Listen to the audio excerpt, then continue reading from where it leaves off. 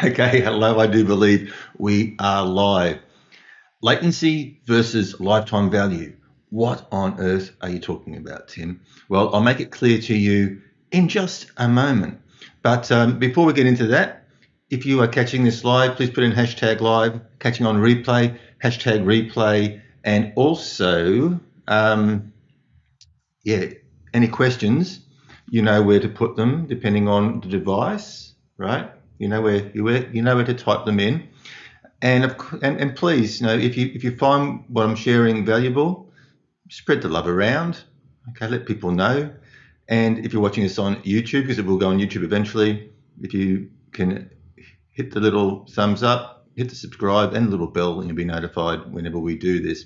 I'm pretty excited because I'm actually using a new little plugin that I've spoken about before called Crisp. That's KRISP, crisp.ai, I think it is. And what it does is it actually takes out the background noise.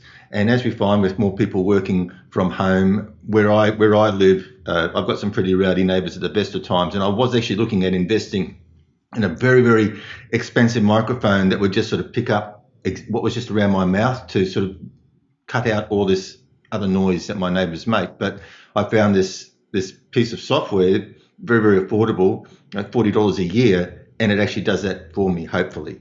I'm running it at the moment, so hopefully you're not hearing a lot of background noise.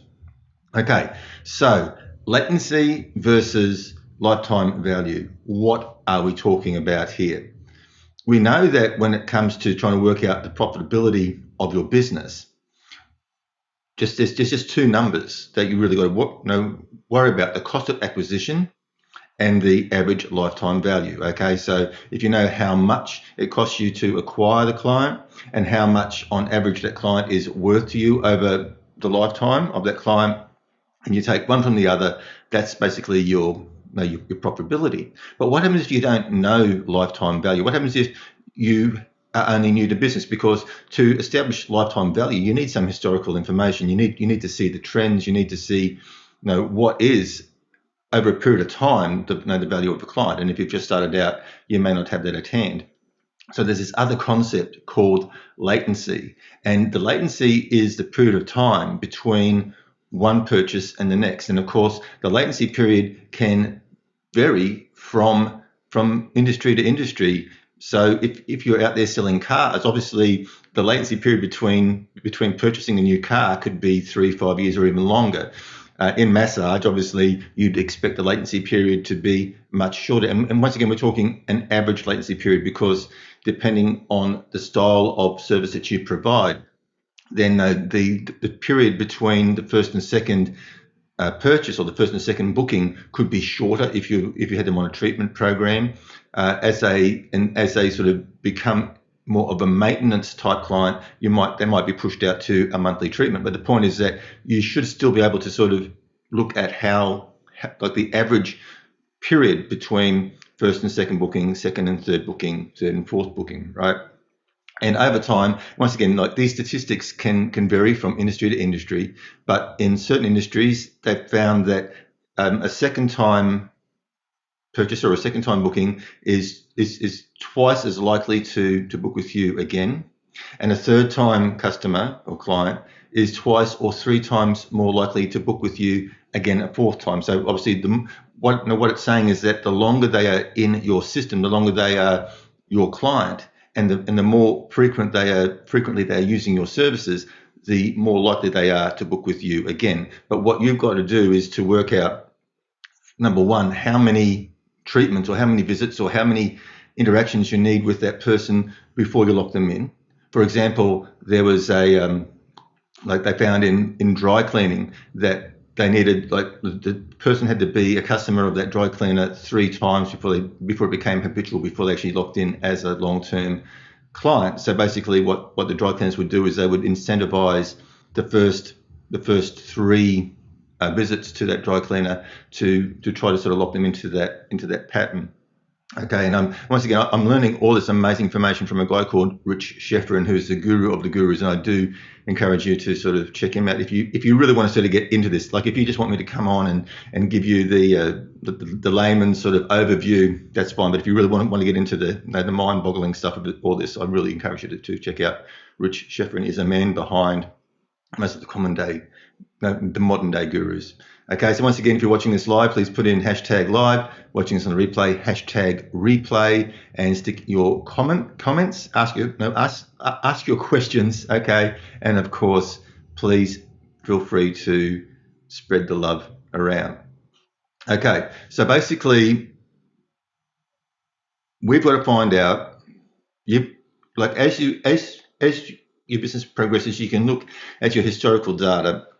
You've got to sort of find out how many visits, how many interactions, how many touches do you need to sort of lock that client in initially? Like, do they need 2 treatments, 3 treatments, maybe 4 treatments before it becomes habitual and they become a raving fan? Because what you may want to do is you may want to incentivize those first few visits just to get them back, okay? Just to lock them in. And I'm not talking about giving them massive discounts, that sort of stuff, but just find out ways to incentivize them to give them some sort of feeling that they might miss out on something special, or they may not be treated as special somewhere else, or they may not get the result that you get for them somewhere else. And then look at the latency period between their treatments. Now, we're talking about average latency. So, as I said, some people when they first come in, they might be seeing you weekly or fortnightly, but that may not be the norm. Like the norm might be that people are coming to see you once a month for a maintenance treatment, right? So that means that by the time you get to day 31, right? If you haven't heard from them, so if they're on a 30-day cycle, they come in every 30 days for their treatment, and then you don't hear from them on day 31, then the alarm bells should go off, because now that's an indication that they are trending away from you, that they're trending not to be your client anymore, that they're moving away, and they may even be looking at replacing you, or they may have even replaced you. And so this is where you've really got to keep your fingers on the pulse, because if you can sort of track this information and recognize it and see it early enough, you can actually take corrective action. You can get back onto them. You can bring them back into the business and get them back on track to be that second, third, fourth purchaser. And then, of course, they become more entrenched into your business the longer they're with you. Okay, so that's latency. And said, like, if you can understand latency and track latency, then it's a very important metric. Like, when years ago, I don't sort of talk too much about this, but I actually wrote a software program called Clinic Director, basically because I know you may know that I spent many years as a software design engineer. So when I came out of software and I studied natural health, and I was going around, I was working in elite sport, but I was doing some house calls as well, just on the side, just for a bit of extra cash.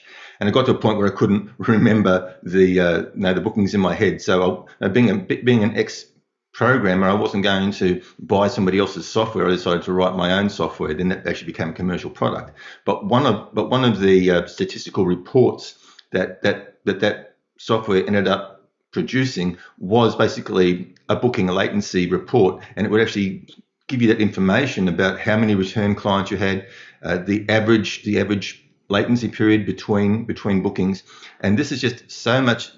This is information. You've really got to know your numbers when it comes to business. Because if you don't know your numbers, you don't know where to concentrate your money. You don't know where to stop spending money. You don't know where to spend more money. It's so important. So that's latency. So start to, if you can work it out, the average period of time between treatments, and then have a way to sort of go through and just make sure that as soon as somebody sort of moves outside of that latency period, that you take corrective action to get in contact with them and to bring them back in and get them back on track. And that way, you should really start to build a solid, sustainable business, because once again, it's much easier to sell to somebody a second, third, fourth time than it is to get a new client, right? Don't just concentrate on bringing new clients in. Yes, it's always good to bring new clients in. I said I've covered this in a previous video, where I spoke about Jay Abraham and his. There's only 3 ways to build a business: get more clients, charge more per sale, and increase frequency of sale. Okay, so you need to do all that, but most people just concentrate on that number one. Most people concentrate on getting more clients, where really what you should be doing is that you should be nurturing and monitoring your existing clients, because they've already experienced your product. They've already spent with you once. It's much easier to get them to spend with you again, as long as you do a good job. Okay. So once again, watching this live, hashtag live, watching this on the replay, hashtag replay, please put your comments in and please put your questions in, and I will answer them. Even if you're catching this on the replay, please put your questions in and I will answer them. And of course, just spread the love. Let people know that this information is there. Okay, and also, once again, if you are catching this on YouTube, you hit that little like button, hit subscribe and the little bell, and you'll be notified when I post more videos. Okay, guys, once again, if there's something that you want me to specifically talk about, please let me know. I know there's a broad area of knowledge here about marketing, social media marketing, business strategy, business management, client acquisition, like so much. What do you need to know? Where are you struggling? Okay, I'm sure I can help you. And if I don't know the answer, I'll go and find it for you. It's as easy as that. Nobody knows everything, but the thing is that with the resources around, we can sure find the answers and help each other out. Okay, guys, that's it for today. I will see you again tomorrow with something else, hopefully as interesting.